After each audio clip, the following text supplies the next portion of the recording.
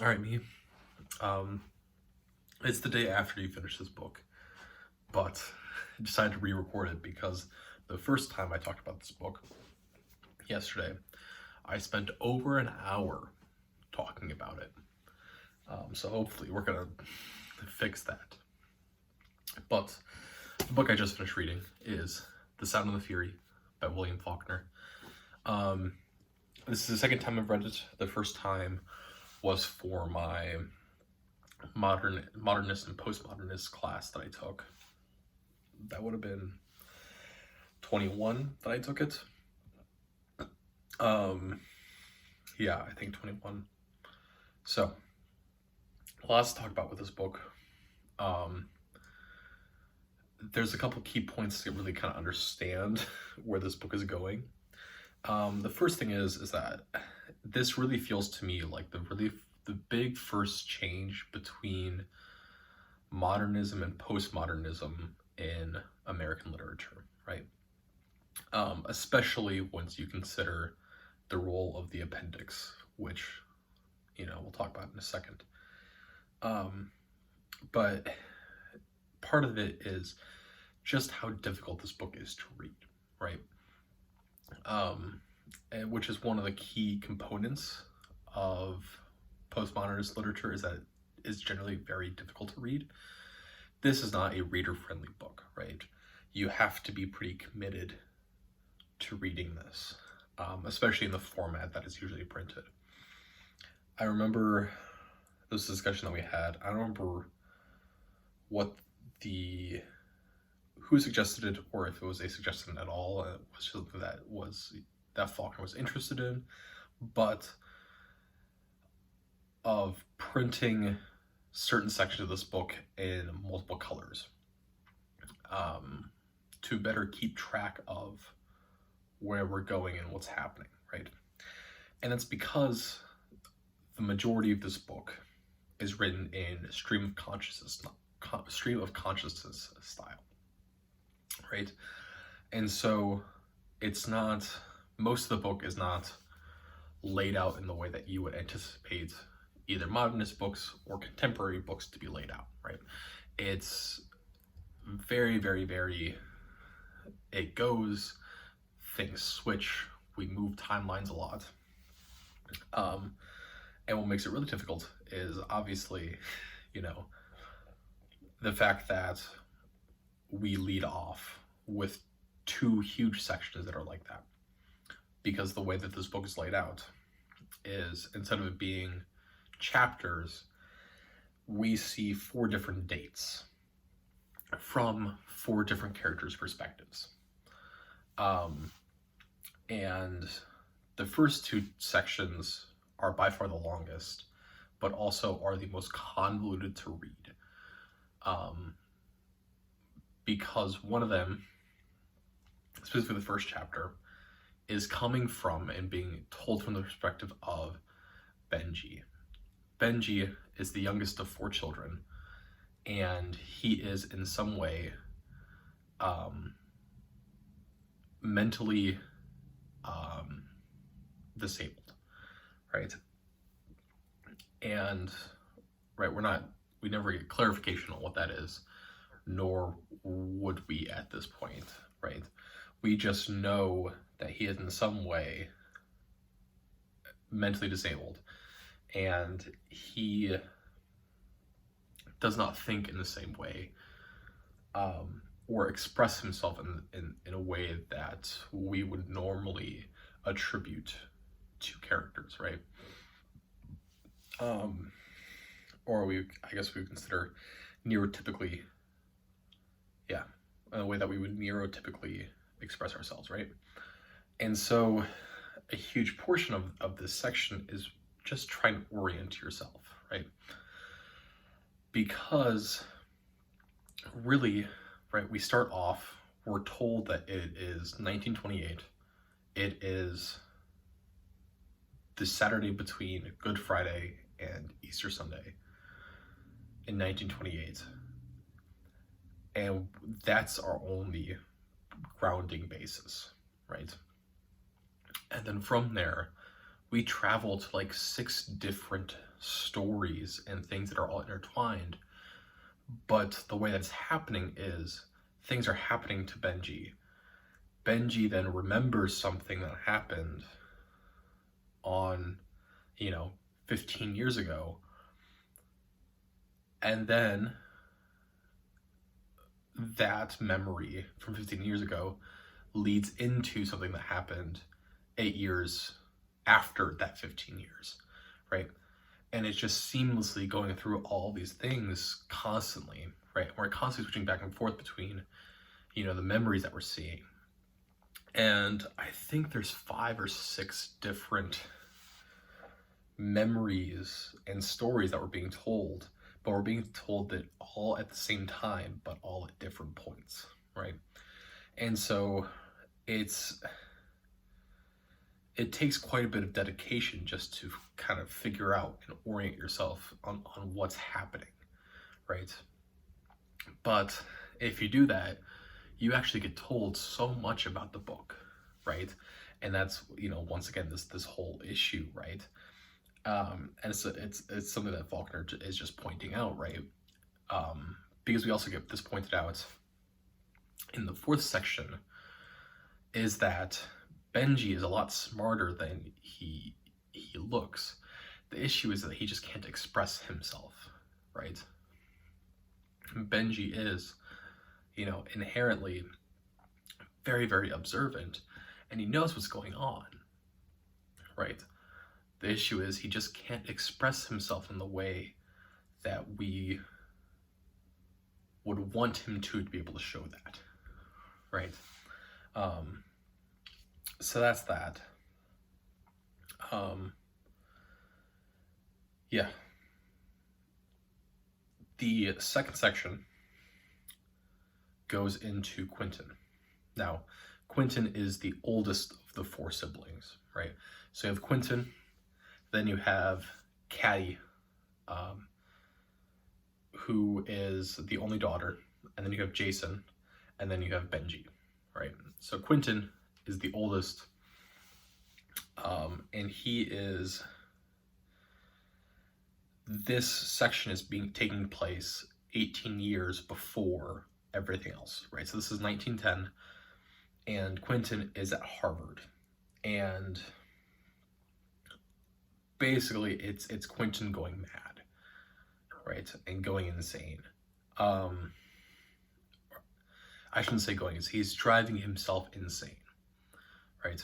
Because, as we kind of learn in this section, is that this book and the people that are in this book are really the first generation out of Reconstruction in the American South, right? You have to do a little bit of backwards math, but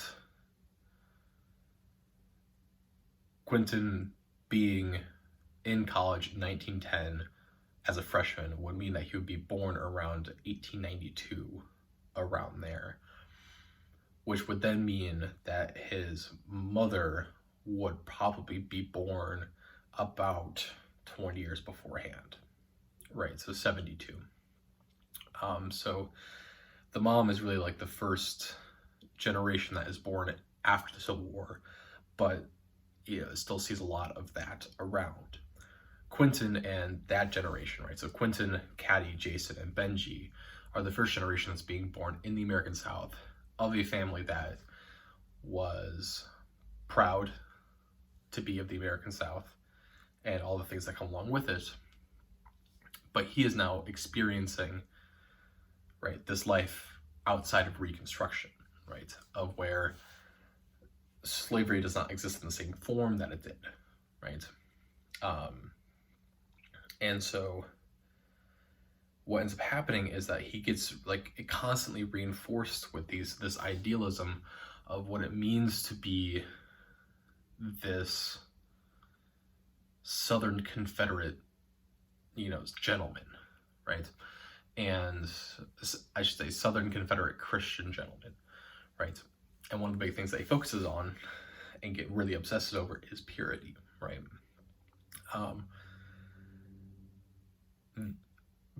what we kind of learn, and then we learn more later, is that Caddy, the daughter, was someone who, as we would put it, as we understand today, would be sexually liberated, right? She was someone that actively went out and sought sex, right? We don't get the full understanding of whether she is doing that on her own accord or she's coerced into it, anything like that. But we just know that she is in some way sexually active in a time where that was not okay. And Quentin obsesses over that, right? Because he's being constantly reinforced with this idea of like what it means to be a Southern gentleman and all that jazz. And we learn a whole bunch of things about him, but he keeps going back to this whole chastity and virginity and purity thing.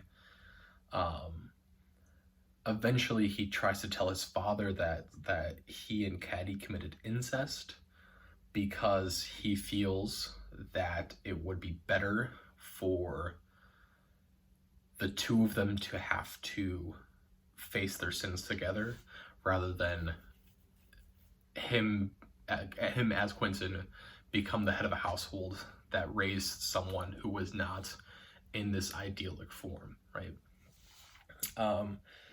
The dad is actually one of the most, what we would now consider, liberated and liberal people, because he's just like, yeah,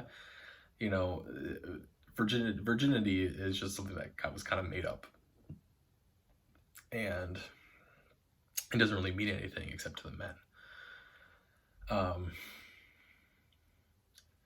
But at the same time, right, all this is happening, he's also lying a whole bunch and telling a whole bunch of people that he's not a virgin and he slept with a whole bunch of women before he went to Harvard, right? So he's telling people at Harvard that he's not a virgin and he slept with a whole bunch of women, which is then, of course, this whole ironic thing, which also goes to the whole toxic masculinity thing, and a thing we now still see to this day, right? Of where we expect and we think of it as a point of pride that men have sex, and encourage it in a lot of ways. But at the same time, when women actively seek out sex, right, they are treated in a demonized way, right? Which doesn't, there's something there that's not correcting itself, right? And then because of this obsession and because of all of this, his obsession with purity, he eventually takes his own life, which we learn more about in the third section, which is told by Jason. Now we're back to 1928, and we're on Good Friday. So, timeline of where we're reading this, we've gone Saturday of between Good Friday and Easter, and then all the way back to 1910, and now we're on Good Friday, right? So we're reading these completely out of order. And if you were to look at Jason from an outside perspective, right, you would have sympathy for him, right? Because Jason is, the now the eldest son of a once very proud family and a very rich family. All the resources are gone from the family at this point, in like usable resources and sellable resources. He is raising, or he's financially in charge of his mother. He's financially in charge of Benji, his younger brother, because Benji cannot fend for himself. He's also financially in charge of of younger Quentin, because that's a whole other issue that comes into this. And one of the issues that with reading Benji's stuff is we have two different characters named Quentin, right? We have Quentin the brother, and then we have Quentin the niece. Quentin the niece is named after is the daughter of Caddy, right? We learned in this whole section that Caddy has in some way, right? She got married and then that fell apart. More than likely because the fact that Quentin the daughter would not have been the child of the husband, right?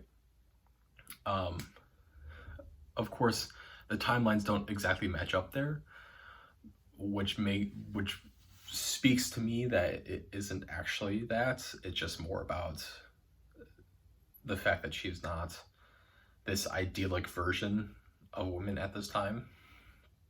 But I digress. But throughout all of this, what ends up happening is that Quentin the daughter becomes basically put in the hands of Jason, right? And Jason is asked to financially provide and be in charge of her. He's also keeping the 6 servants in the servant family and providing for them as well, right? From an outside perspective, a person would think, oh, that's someone who has it really hard and is doing a lot and is dealing with a lot of things. But we then get to see Jason and read Jason's thoughts. And Jason is manipulative, he is homophobic, he is racist, he is sexist. And so we very quickly turn on going from this is a person that we should have sympathy for because of all his responsibilities that he has, to, oh, this person sucks and is the worst, right? Because one of the big things that we learned about is that he has been, throughout all of this, we learned that the whole Caddy and Quentin situation with her daughter. But Caddy is also providing money, right? Caddy has been sending money initially to the mother and then eventually starts sending it to Jason to provide for Quentin, right? Because although Caddy cannot be there as a mother, is still trying to do her part in providing for her, right? And what we learn is happening is that Jason is taking this money and hoarding it for himself, right? And he is doing 2 things with it. Number one, he is investing in the stock market and investing very badly in it, right? Because he wants to try to be so smart, so much smarter than everyone, and, right, do the whole, what we now consider alpha male type deal, in which he wants to show that he's better than everyone, that he misses all of his opportunities that he has to make money on it because he wants to try to be smarter than everyone else, right? And he refuses to tell anyone else, like, hey, here's my intentions because I'm going and doing stuff, right? That's a whole ordeal that's happening here, is that he's trying to buy when everyone else is trying to sell. And so, it goes down 12 points, but he's out running after younger Quentin. And so he misses that opportunity, but because he didn't tell anyone that he wanted to buy, no one else can buy for him and in his name. So that's that, right? We also learn that, he is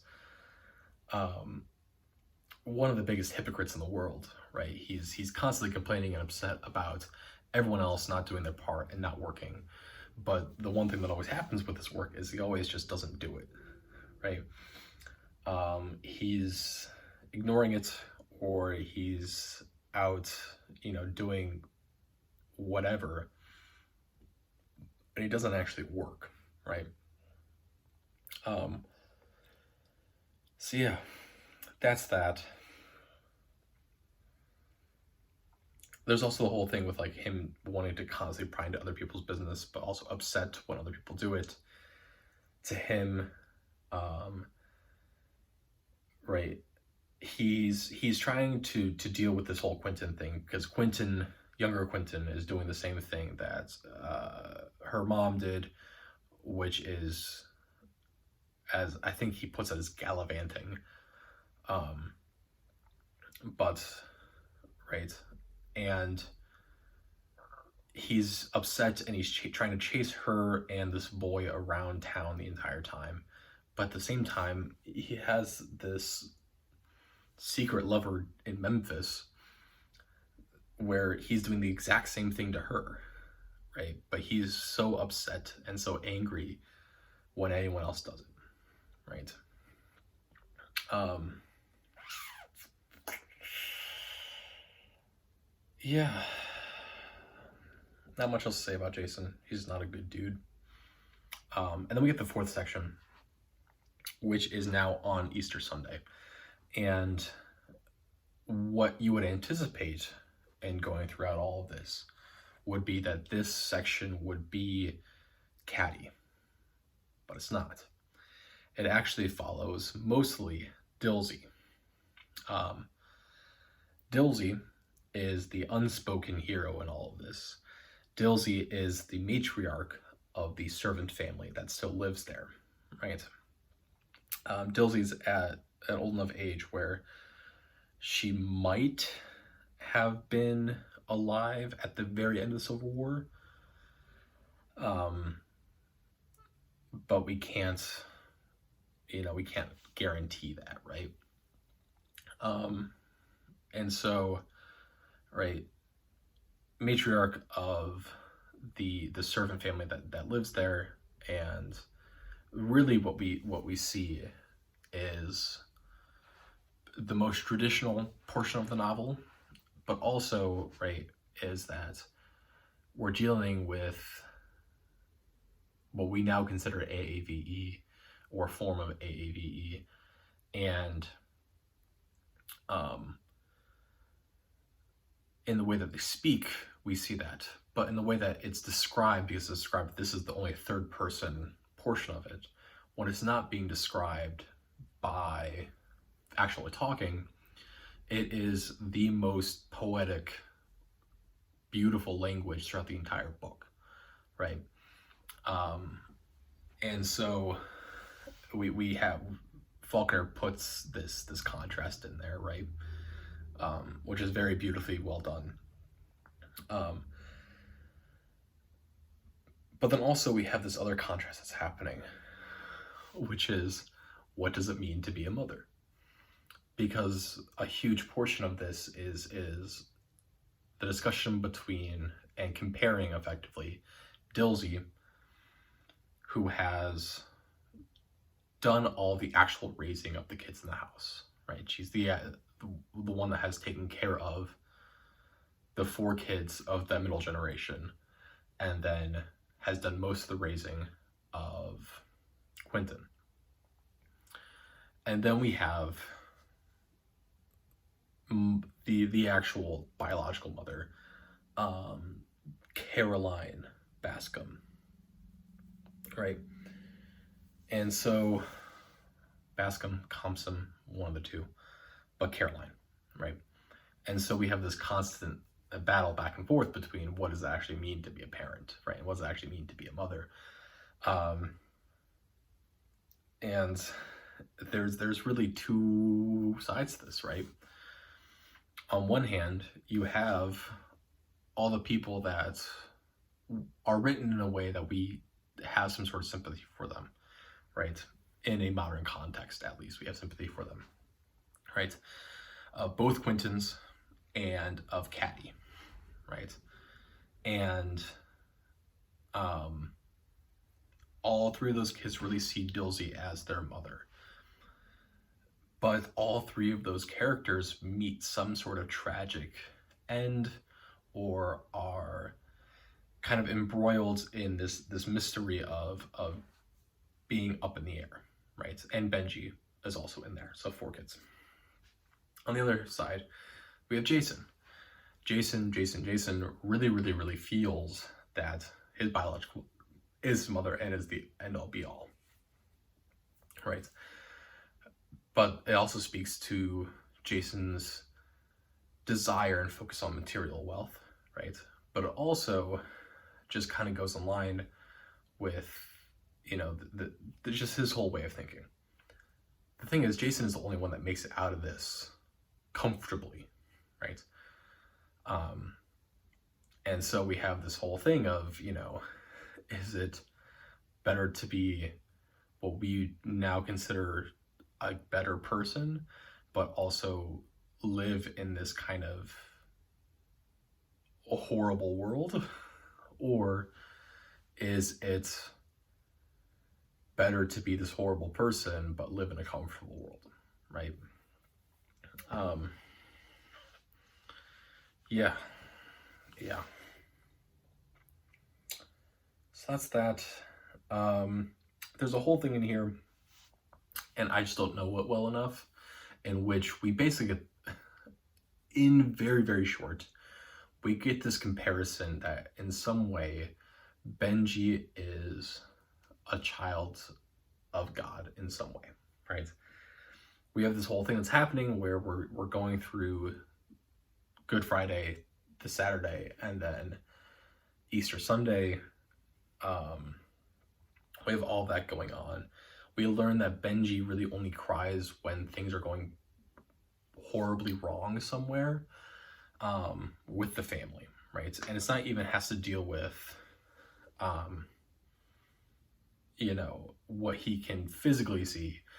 You know, he's the first one that cries when older Quentin takes his own life. But there's no way he could have known that, right? Yeah.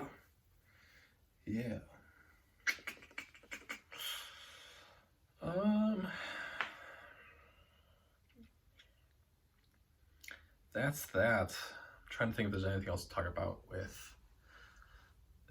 either the last two sections, the Jason section or the Jason section. I should also say, one of the big things is that he's just incredibly angry at the world, right? And it stems from this fact that he feels that he is owed things and that the actions of other people have taken it away, right? Which is a common conception that exists to this day involving power in politics, right? Is this conception that because other people have these things that you are inherently owed them, but not in a positive way, right? And what I mean by that, right, it's kind of hard to physically describe, at least right now, is that, right, he, as the third kid, right, what ends up happening, right, we go through this whole thing, the family doesn't want to change its ways that it lives its life, right? It's lived its life entirely based on the fact that it gets free labor and then sells that free labor and those free goods. And the family doesn't change once Reconstruction happens, right? And so to send older Quentin off to college, well, they sell part of their land, right? And then Caddy, in this first marriage, we kind of learn, hello cat, we kind of learn this whole thing that's happening in which she's marrying a banker. The banker promises Jason a job. When they get divorced, that job is no longer on the table. And so Jason feels that he is owed the world, right? Because he has come from a place that is traditionally of power, right? And now his power is now taken away. And now he has to put himself in the same position that everyone else has had to, right? In a equal way, not an equitable way, but an equal way, right? And even then, he still has all this land and resources that he's constantly selling to upkeep this lifestyle because no one wants to change, right? And so that's that with Jason, right? That's the other big thing with Jason, right? This entire book, right, this entire novel is focused on, right, this downfall, I shouldn't say downfall, this changing Southern America, right, of what that looks like for the people in power, right? And it's just fascinating, right? William Faulkner has a thing in which I think it's William Faulkner, in which most of the stories that he writes come out of one fictional county or like one fictional area, and like you can kind of follow these families throughout a whole bunch of different stories, right? And this is really kind of the cap to it all.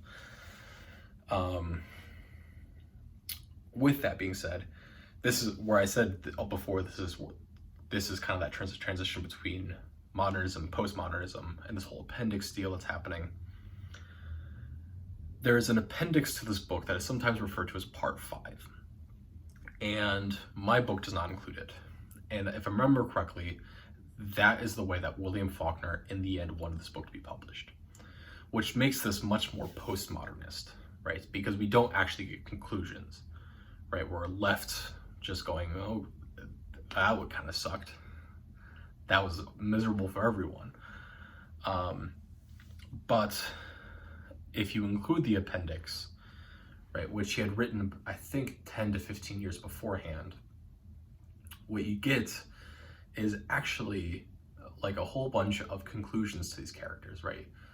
We learn that Benji, once the mother dies, Jason sends Benji off to Jackson to be in an asylum, right? We learn that Caddy is effectively trapped in Nazi-occupied France and dies there, right? We learn a little bit about the servant family, right? And I think one of the most impactful points of all of this, right, of all the appendix, is not actually what happens to any of those characters. It's how we end up describing Dilsey at the end, right? Dilsey, despite having a lot of this eloquent language that is being spoken in the third person, the only description that is given to Dilsey, right, is 2 words: they endured, right? And it's incredibly short and incredibly powerful, right? But also gives you a lot to look at, right? Is it referring just to Dilsey, in that Dilsey as herself is the strongest of all of these characters, even if she is by far the most frail, right? And, you know, what does it mean to be strong, right? Or is this they, as in the people that are now free, right? Former slaves in America, they endured, right? And, right, I don't remember exactly when this was published off the top of my head, but because it referred to Nazi-occupied Germany, I believe the 1950s at the very least. But, right, it's one of these things of, you know, is this, I'm sorry, it's all the way in the 1980s, right? So this really is, I got my timeline wrong. This really is postmodernist. But, you know, this is a, you know, this is a group of people that, where all of a sudden they now have the rights to do things. And of course, it wouldn't be for another 100 years that they would actually get some of those rights. And even then, it might take another 100 years to actually get them, right? But, you know, is this a whole comment being made by William Faulkner of, hey, you know, this is a group of people that are forced to do things and forced to live in a way that we would never as European Americans that we would never accept, right? And that's that, right? That is The Sound and the Fury. For whatever reason, I thought this book was written 1960s, but this is 1984. So that, doesn't necessarily change my outlook or view of the book. It just switches some of the things.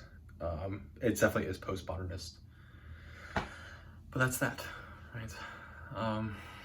That is The Sound and the Fury by William Faulkner.